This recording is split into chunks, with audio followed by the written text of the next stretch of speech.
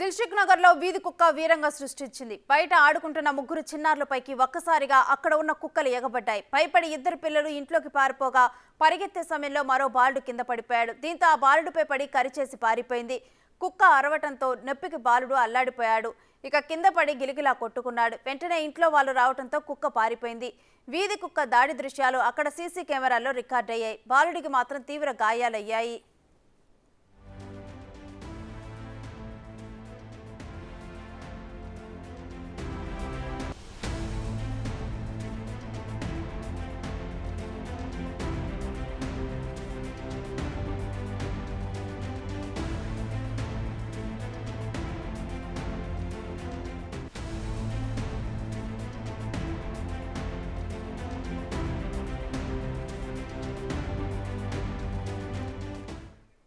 దిల్సుఖ్ నగర్ లో వీధి కుక్కలు అయితే రెచ్చిపోయాయి. అయితే దానికి సంబంధించిన విజువల్స్ చూస్తున్నాము. ఆ ముగ్గురు పిల్లలు కూడా ఆడుకుంటూ సరదాగా బయట ఉన్నారు.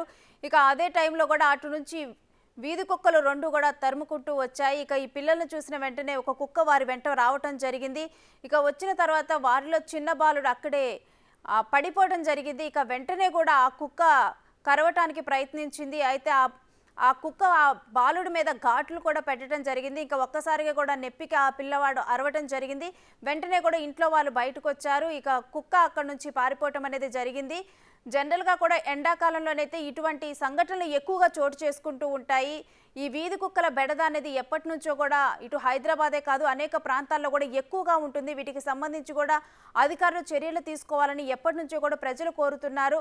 అయితే ఇలా చిన్నపిల్లలు అలా ఒక్కలు ఒంటరిగా దొరికినప్పుడైతే సిచ్యువేషన్స్ చాలా భయంకరంగా ఉంటాయి. ఊహించుకోవటానికి కూడా ఊహకందనంత ఘోరంగా ఉంటాయి. ఇలాంటి సిచ్యువేషన్లు ఎన్నో చూసాము. వీధి కుక్కల దాడిలో పిల్లలు చనిపోయిన ఘటనలు కూడా చూసాము.